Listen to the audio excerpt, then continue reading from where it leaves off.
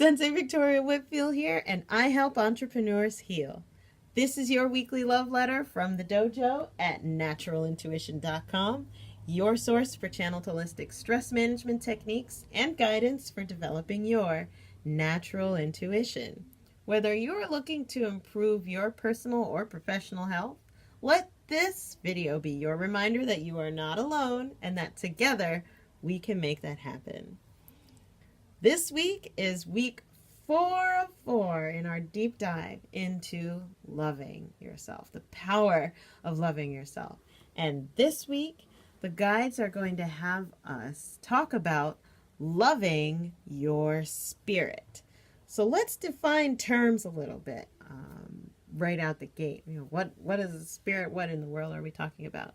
The spirit, for the bounds of this conversation, we're going to understand is the resource behind your decision-making processes in life. It is the force that determines the path that your life takes, right? So it is that resource behind how you make decisions. That's what your spirit is. So for those of us who are religious, we understand that to be the Holy Spirit. For those of us that are creative or consider ourselves scientific, same thing, that you can understand to be your creative spirit, your spirit of innovation, growth, and progress, that sort of a spirit.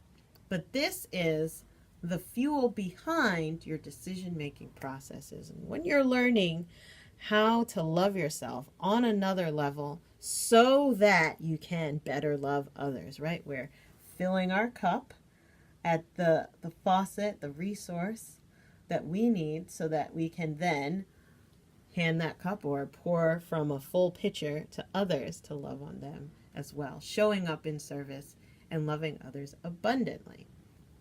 With that, this week in particular, when we're learning how to love our spirit, it's important to then understand what your core values are, especially when you're at work. Now, there's a very kind of professionalism and all those kinds of corporate sort of languaging, this mission, vision, values, right, that comes up for us when we think of what do we value.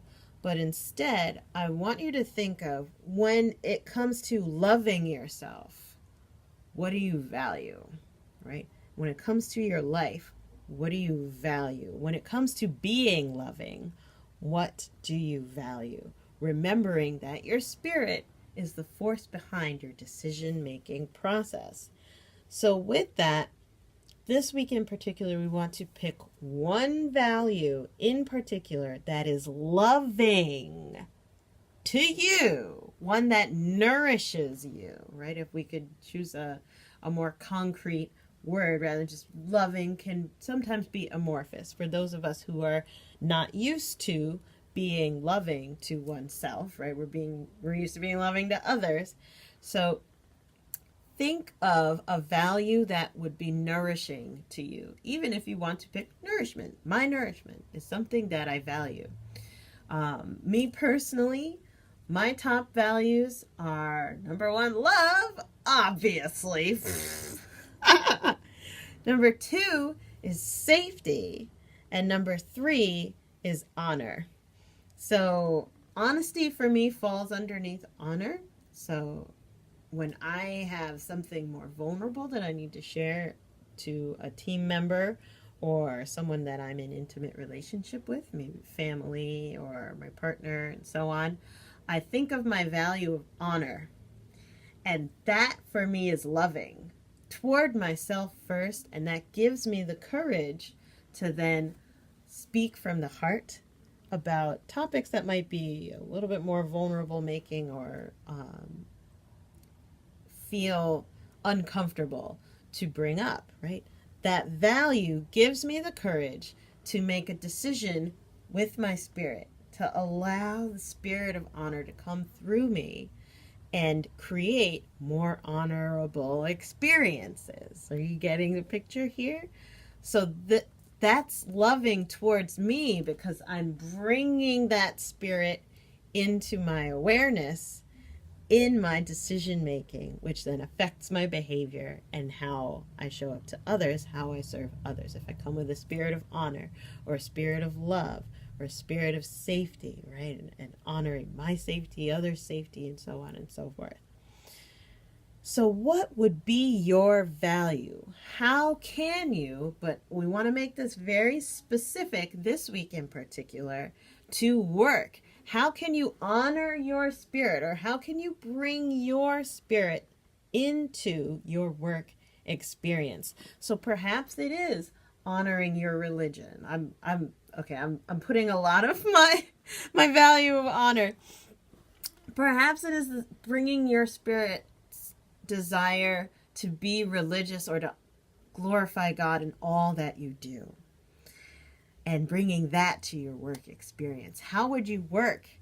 How would you show up? How would you speak to others if the force behind your decisions, right, and your behaviors was, I want to glorify God in whatever I do? On the flip side, what if your value was, I value my health. My health comes first, right? So how would you show up at work today if your value is, my health comes first, right? This is the one value that I'm going to embody today. How can you allow that to come forward in your workday? How would you speak to people? How would you sit at your desk? What foods would you choose to put in your body, right? If that was your value that you were going to honor today, this week, right? Whether you're going all week or just for today, right? What would be different about the way that you conduct your behavior and the decisions that you make if you made value-based decisions? The power and the self-loving, self-nourishing aspect of making value-based decisions is that you become responsive rather than reactive to life around you. When we're reactive, things happen, and all right, I got to put out the fire over here. And oh, so-and-so needs me. Okay, I'll do this. And oh my gosh, what about this? And da-da-da-da. And you're working yourself up spiritually because there's no anchor, there's no value anchoring you down on a spiritual level. Your decisions are flying off at the handle. They're reacting to all of the circumstances that are around you, right? Versus making value-based decisions, you're able to ground and then respond with wisdom to the experiences that are coming toward you, so that your life you're building by design in a wise and spiritually grounded way. Value-based decisions, that's the challenge for this week in particular. The mantra of the week is, what's my value? And remember, it's one. I know some of you do core desired feelings and stuff like that, and you get pick several and all this One, just one. Simplify it. I value simplicity. Right, let's all value simplicity right now. Bring the spirit of simplicity so that you can be kind to yourself. And one, what's my value? The next time someone asks you something, the next time you begin your work day, right? The next time you sit down to eat, what's my value?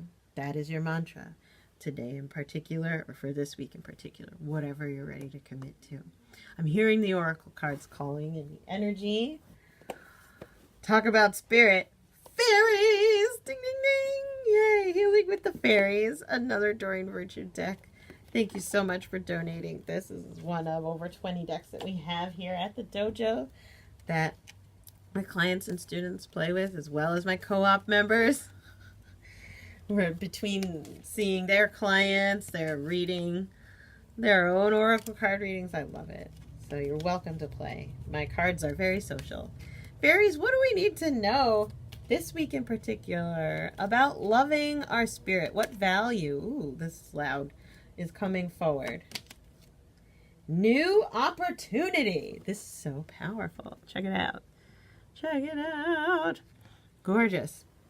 So, what I'm hearing in the energy to tell you about new opportunity for this week in particular is that you've been loving yourself and opening up to honoring and healing and loving, right? Nourishing and nurturing those parts of yourself that have been underloved for the last few weeks. We've been at that together. And because of that, Source has taken notice. There's a new opportunity coming your way that you want to use your value, right? You're going to need to have a set of values or one guiding light that gives you enough anchoring to receive that opportunity. If you don't have it, you're going to miss this opportunity. And it's because you've got to anchor first in order to receive the level of opportunity that's coming to you this week in particular, maybe even today, right?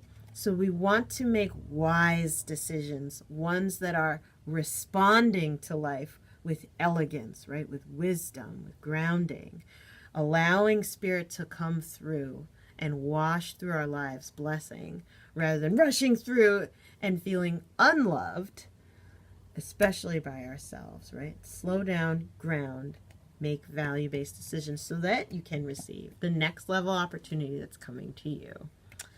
Comment below, send me an email back. What's coming up for you hearing all of this? What opportunity? Have you recognized it yet? I'd love to hear about it. And how did you ground and make a value-based decision in order to receive that?